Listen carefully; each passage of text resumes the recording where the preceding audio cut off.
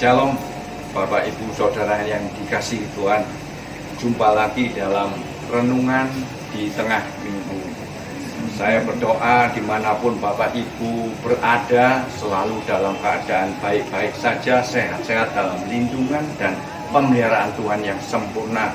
Dan saya berdoa agar Bapak Ibu tetap menjaga keintiman dengan Tuhan dengan cara terus mencintai firman-Nya, berdoa dengan sungguh-sungguh. Dengan demikian kita akan bertahan dan bahkan keluar lebih daripada pemenang dalam pandemi COVID ini.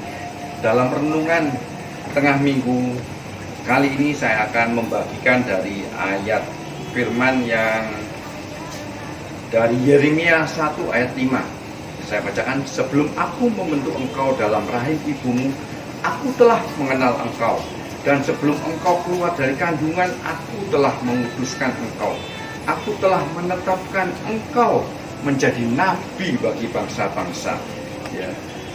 Jadi firman ini bukan dikhususkan hanya untuk pemimpin-pemimpin rohani, pendeta-pendeta, gembala atau hamba Tuhan atau pelayan Tuhan, tapi bagi kita semua. Ya. Dan kita bisa baca di Kisah Para Rasul 2 ayat 17. Akan terjadi pada hari-hari terakhir, demikianlah firman Tuhan, bahwa aku akan mencurahkan rohku ke atas semua manusia. Inilah hari-hari terakhir, Bapak Ibu Saudara. Ya, dikatakan demikianlah firman Tuhan, bahwa aku akan mencurahkan roh kudusku ke atas semua manusia, ke atas semua manusia, ke atas semua orang percaya, tidak terkecuali. Maka anak-anakmu laki-laki dan perempuan akan bernubuatmu dahsyat luar biasa, dan teruna-terunamu akan mendapat penglihatan-penglihatan.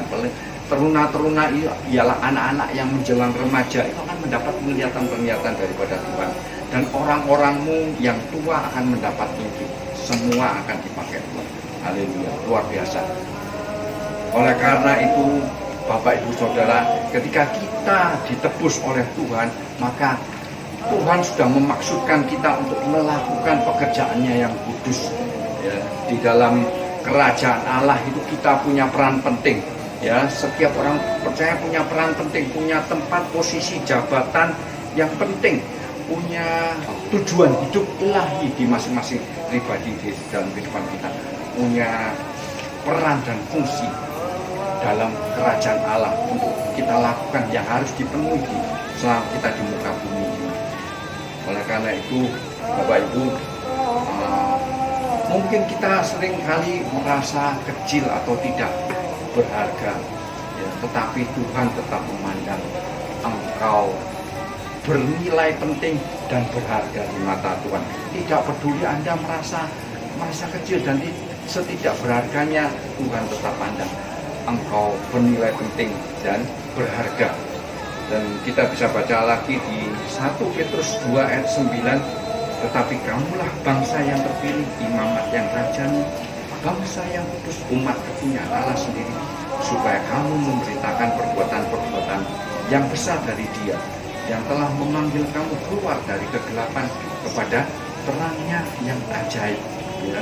Jadi ketika kita ditebus oleh darah Yesus yang mahal, kita itu dimaksudkan Tuhan untuk memberitakan perbuatan-perbuatannya yang besar. Amin.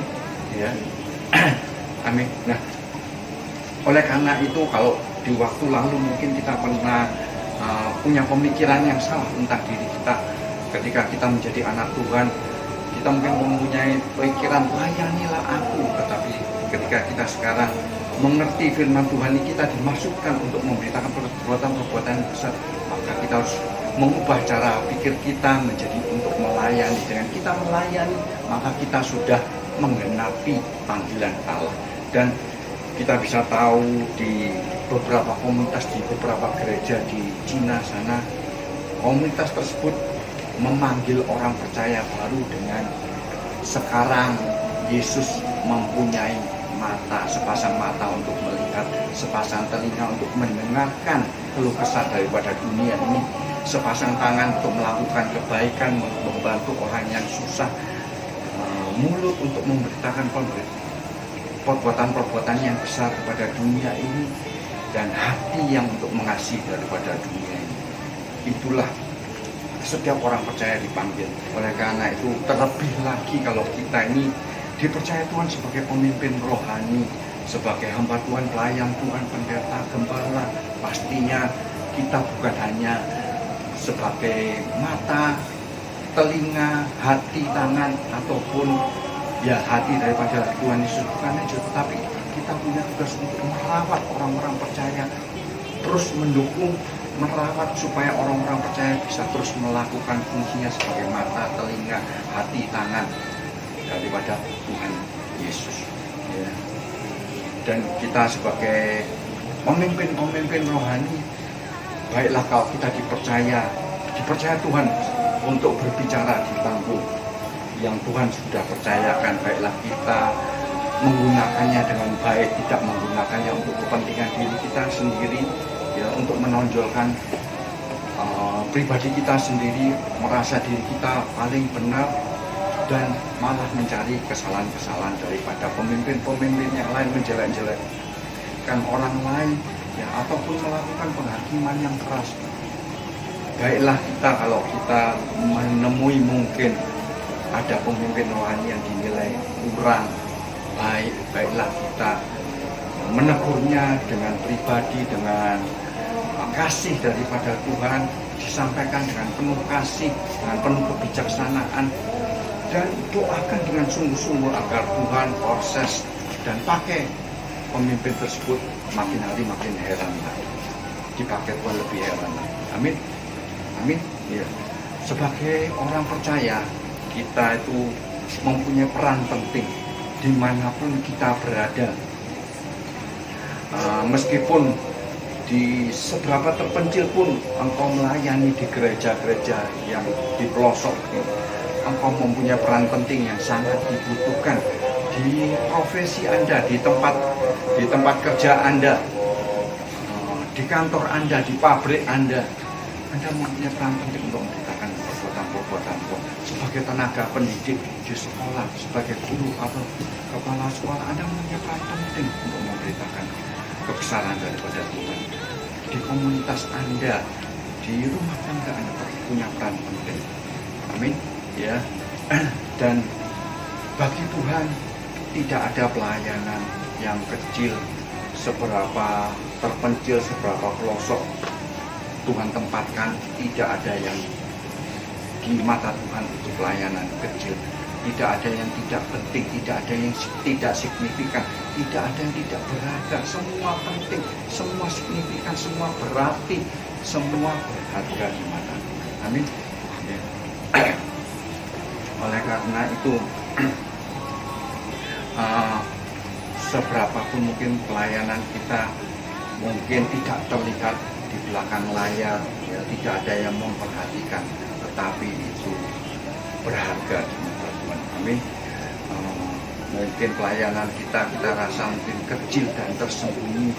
Saya bisa umpamakan seperti kalau kita di suatu ruangan lagi menikmati AC, ya, di suatu siang hari yang panas di tempat kerja, di kantor kita menikmati dinginnya AC, ya, pulang ke rumah tidur pun kita menikmati AC, ya, AC yang rumah yang besar, ya, menikmati sekali. Tapi tanpa adanya remote yang kecil itu, yang bahkan mungkin kita naruhnya seenaknya, ya, sehingga kadang-kadang kita cari yang kemana, ya, kesusahan untuk mencari. Tetapi tanpa remote itu, AC itu tidak akan berfungsi. Demikian juga mungkin pelayanan kita, di mata kita sendiri kita melihatnya kecil, tersembunyi, tidak penting, tidak berharga, tetapi justru itu yang membuat, kadang-kadang itu justru yang membuat perbedaan besar. Amin.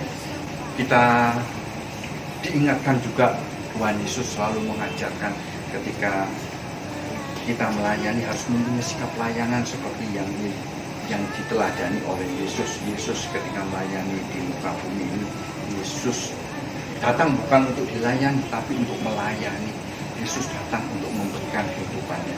Yesus datang tidak untuk dilayani, tetapi melayani dan memberikan keseluruhan kehidupannya. Demikian juga kita sebagai anak-anak Tuhan, orang percaya yang sudah ditebus darah Kristus, kita diharapkan Tuhan Yesus mempunyai sikap pelayanan seperti itu, memberikan hidup kita sepenuhnya.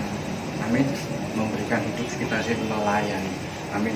Nah, kita bisa belajar daripada Laut Galilea dan juga Laut Mati. Ya, sejatinya Laut Galilea dan Laut Mati itu adalah danau saja, tetapi kalau kita lihat di Laut Galilea itu begitu banyak kehidupan, karena dia menerima air dan juga memberikan air. Tetapi kalau di Laut Mati, dia menerima air dan air itu berhenti, stagnan, tidak mengalirkan air itu kembali, sehingga tidak ada kehidupan. Demikian juga di dalam pelayanan kita, baiklah kita menjadi berkat bagi banyak orang, maka dengan demikian Tuhan akan memberkati pelayanan kita. Ya, kalau kita seperti Laut Mati, menerima saja dan kita tidak menyalurkan, apa alasan Tuhan untuk mencurahkan segala sumber dayanya, ya, dan kebijaksanaannya. Oleh karena itu jadilah berkat, ya, sebagai jangan puas sebagai orang percaya cuma jadi jemaat, baiklah kita melayani. Janganlah kita berpikir gereja harus memperhatikan aku, gereja harus memenuhi kebutuhanku, gereja harus memberkati aku, tetapi kita harus berubah. Jadi aku harus menjadi berkat bagi gereja. Gereja adalah tempat di mana aku melayani. Oleh karena itu jadilah berkat, ya Tuhan. Maka Tuhan akan memberkati kehidupanmu. Saya percaya meskipun sedemikian kecil pelayanan kita dan tersembunyi tidak terlihat, tetapi itu sangat berharga di mata Tuhan. Dan Tuhan sangat memperhatikan dan Tuhan disenangkan karena Bapak Ibu sudah menjadi mata, telinga, hati, dan tangan daripada Tuhan Yesus. Tuhan Yesus memberkati.